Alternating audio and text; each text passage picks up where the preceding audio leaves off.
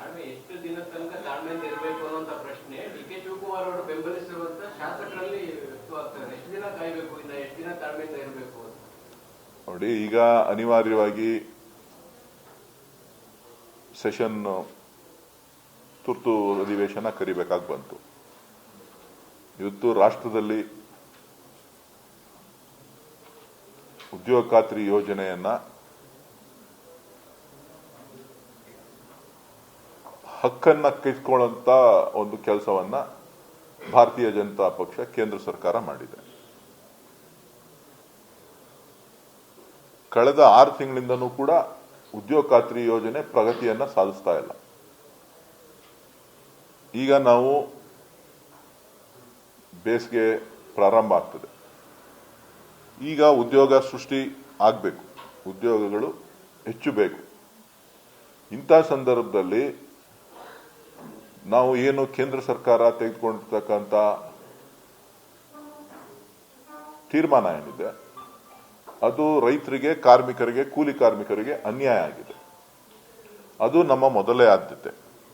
So ಹಾಗಾಗಿ ಶಾಸಕಾಂಗ ಪಕ್ಷದ ಸಭೆಯಲ್ಲಿ ಅಧಿವೇಶನ ಕರಿಬೇಕು ಅಂತ ಹೇಳಿ ತೀರ್ಮಾನ ಮಾಡಿದ್ದಾರೆ. ಸೊ ಮೊದಲನೇ ಅಧಿವೇಶನ ಆಗಿರೋದ್ರಿಂದ ಏನು ರಾಜ್ಯಪಾಲರ ವಂದನೆ ಸಲ್ಲಿಸುವಂತ ನಿರ್ಣಯ ತಗೋಬೇಕಾಗುತ್ತೆ. ಜೊತೆಗೆ ಮನ್ರೇಗಾ ಬಗ್ಗೆ ಕೂಡ ವಿರೋಧ ಪಕ್ಷಗಳು ಚರ್ಚೆಗೆ ಬನ್ನಿ ಅಂತ ಕರೀತಾ ಇದ್ರು.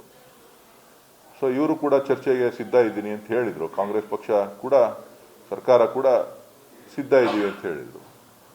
ಸೊ ಇದೆಲ್ಲ ಆದ್ಮೇಲೆ ಏನ್ ತೀರ್ಮಾನ ಮಾಡ್ತಾರೆ ಕಾದ್ ನೋಡೋಣ. ನಾಯಕತ್ವ ಬದಲಾವಣೆ ಆದ್ರೆ ಒಂದು ವರ್ಗದ ವೋಟ್ ಕಾಂಗ್ರೆಸ್ಗೆ ಬರಲ್ಲ, ಈ ರೀತಿ ಬಿಂಬಿಸುವಂತದ್ದು ಒಬ್ಬರಿಂದ ಈ ರೀತಿ ಚರ್ಚೆಗಳನ್ನ ನೋಡಿ. ಯಾವ ವರ್ಗ ಈ ವರ್ಗ ಆ ವರ್ಗ ಅಂತಿಲ್ಲ, ಎಲ್ಲ ವರ್ಗದ ಮತಗಳು ಕೂಡ ಕಾಂಗ್ರೆಸ್ಗೆ ಬೇಕು. ಒಬ್ಬ ರಾಜಕಾರಣಿಗೆ ಒಕ್ಕಲಿಗ ಓಟು ಬೇಕು, ಲಿಂಗಾಯತ ಓಟು ಬೇಕು, ಪರಿಷ್ಠ ಜಾತಿ ಓಟು ಬೇಕು, ಪರಿಷ್ಠ ಪಂಗಡದ ಓಟು ಬೇಕು. ಹಂಗನ್ಬಿಟ್ಟು ಒಬ್ಬರದೇ ಓಲೈಸ್ಕೊಳ್ಳುವಂಥದ್ದೇನಿಲ್ಲ. ಎಲ್ಲರ ಓಟು ಮತಗಳು ಕೂಡ ಬಹಳ ಮುಖ್ಯ ಆಗ್ತದೆ. ಸೊ ಎಲ್ಲೋ ಒಂದು ಕಡೆ ಇದು ರಾಷ್ಟ್ರಕ್ಕೆ, ರಾಜ್ಯಕ್ಕೆ ಅಭಿವೃದ್ಧಿಗೆ ಕುಂಠಿತ ಆಗುವಂತ ಬೆಳವಣಿಗೆಗಳು ಯಾವುದು? ಈ ಜಾತಿ ಮೇಲೆ ನಡೆಯುವಂತ ರಾಜಕಾರಣಗಳು. ಸೊ ಶಿವಕುಮಾರ್ ಅವರು ಯಾವತ್ತೂ ಕೂಡ ಪಕ್ಷಕ್ಕೆ ನಿಷ್ಠರಾಗಿದ್ದಾರೆ ಹೊರತು ವ್ಯಕ್ತಿಗೆ ನಿಷ್ಠರಾಗಿಲ್ಲ. ಅವರು ಪ್ರತಿ ಭಾಷಣದಲ್ಲೂ ಕೂಡ ಹೇಳ್ತಾನೆ ಇರ್ತಾರೆ, ನಾನು ಪಕ್ಷಕ್ಕೆ ನಿಷ್ಠೆಯಿಂದ ಇದ್ದೇನೆ ಅಂತ ಹೇಳಿ. ಕೆಲವರು ವ್ಯಕ್ತಿಗೆ ನಿಷ್ಠೆಯಿಂದ ಇರ್ತಾರೆ. ಸೊ ಕೆಲವರು ಅಧಿಕಾರಕ್ಕೋಸ್ಕರನೇ ಇರ್ತಾರೆ. ಸೊ ಡಿ.ಕೆ. ಶಿವಕುಮಾರ್ ಅವರು ಮೊದಲಿಂದನೂ ಕೂಡ ಎಲ್ಲಾ ತರದ ನೋವುಗಳನ್ನ, ಕಷ್ಟವನ್ನ ಪಕ್ಷದ ಜೊತೆ, ಪಕ್ಷದಲ್ಲಿ ಅಧಿಕಾರ ಇದ್ದಾಗ, ಇಲ್ಲದೆ ಇದ್ದಾಗ ಎಲ್ಲ ಸಂದರ್ಭದಲ್ಲೂ ಕೂಡ ಇದ್ದಾರೆ. ಸೊ ಹಾಗಾಗಿ ಎಲ್ಲವನ್ನು ಕೂಡ ತಾಳ್ಮೆಯಿಂದ ನೋಡ್ತಾ ಇದ್ದಾರೆ.